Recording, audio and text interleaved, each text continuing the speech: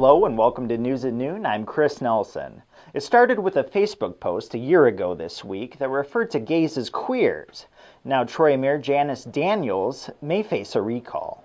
The Oakland County Elections Division approved petitions by the group Recall Janice Daniels, which means voters will likely decide whether Daniels gets to remain in office. Reporter Karen Workman has more on this story.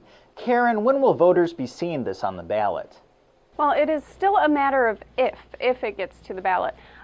Even though the signatures were approved, Daniels now has until July 12th to challenge them. If she doesn't do so successfully, then it will go to the ballot, and that would be in November, at which point voters would get to decide whether Daniels will stay in office. Thank you, Karen.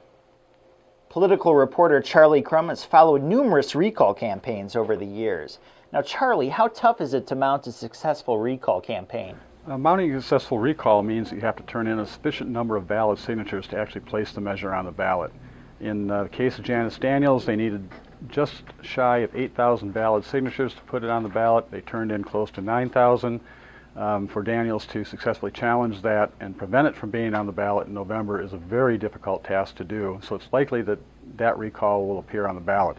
As far as how difficult it is, the last time a recall campaign actually made it to the ballot was in 2003 when Pontiac residents tried to recall then Mayor Willie Payne, and that recall effort was unsuccessful. Thank you, Charlie. The Supreme Court ruled Thursday that Obamacare does not violate the Constitution. Charlie Crum spoke with several local politicians to hear what they think about the ruling.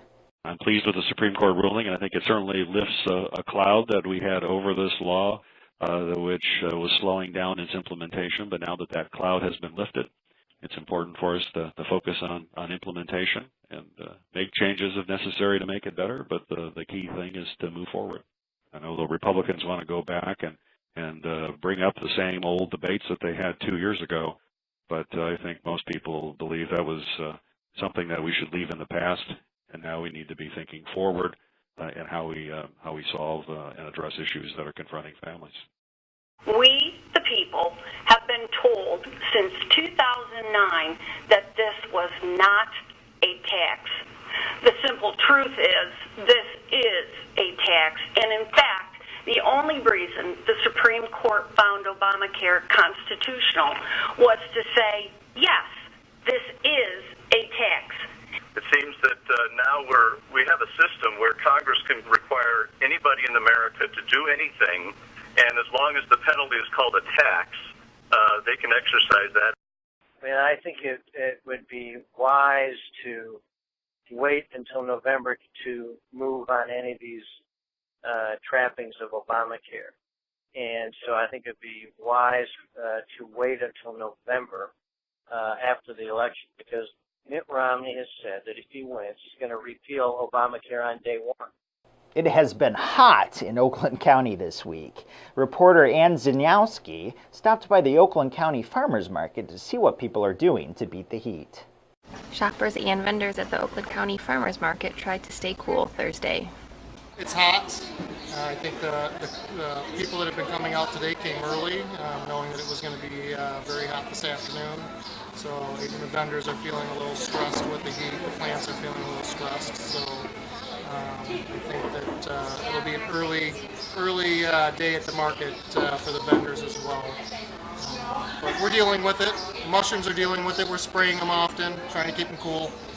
We have lots of annuals, perennials, and then we have some fresh cuts inside.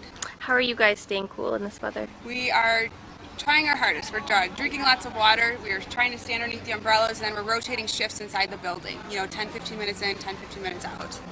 We put the umbrellas up to help shade, when we're helping the customers and the plants that can't handle the sun, and then it gives us a little bit of relief too, and then we're still able to be out and present in the stall to sell the products. How's business been? It's been okay today. It's been a little slow, but it's been okay. I hope the heat won't keep people from coming to the market for the rest of the summer. There's lots of great stuff here, so everybody still comes out, and pretty soon it'll be winter. For the first time in 30 years, the Eastern Grand National Quarter Midget Finals will be held at the Oakland County Sportsman Club in Independent Township. Monica Drake is there to report about the events happening over the weekend. This is Monica Drake of the Oakland Press, and I'm here at the Oakland County Sportsman's Club in Independence Township, where they're hosting the National Eastern Quarter Midgets race. A quarter midget is a race car that's a quarter the size of a normal race car. And kids between the ages of 6 and 16 are racing around the track today in hopes to get a trophy that's taller than they are. And what do you like about racing?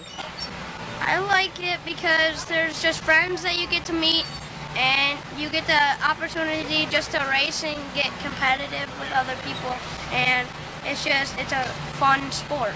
We race like this because when we pull a lot of G's, we go like this, and when we shift the weight to the left side of the car, we shoot out of the corner faster, and it like rockets out of the corner. So, but when you get like this, the car goes like this, and you may hit the wall or something. And as you can see here, right here, I have a shoulder strap, so it goes around here, so that doesn't happen when I'm racing. So you don't fall out? Well, not exactly, but if I go like this, my weight transfers to this side, and I won't go as fast, or I might hit the wall. So, and we don't want that to happen. So we put the shoulder strap right here and tighten it down, so we're staying like this in the car at all times. If the kids get in an accident and they come into the pits, competitors will come and help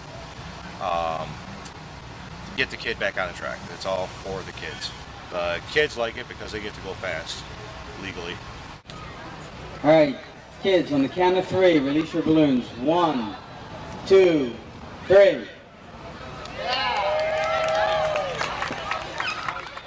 Sports editor Jeff Kewen is a happy man today. Why? Because the powers that be have finally negotiated on a way to settle the national championship in Division I, where it belongs, on the field. Finally, a national champion crowned on the field where it belongs in football for Division I college football. Looks like the BCS is dead. Looks like there's going to be a playoff format where 4 teams are going to be involved. A committee will pick the 4 teams to play beginning in 2014 and crown a champ on the field where it belongs. Now we get to argue about what the selection process is going to be rather than who the 2 top teams are. There's progress. It may be slow, but it's on the way. For the Oakland Press News and Noon, this is sports editor Jeff Kewen saying, finally we're going to crown a national champ on the field. That's all we have for today. Be sure to check us out again on Monday at theoaklandpress.com. Have a great weekend. I'm Chris Nelson.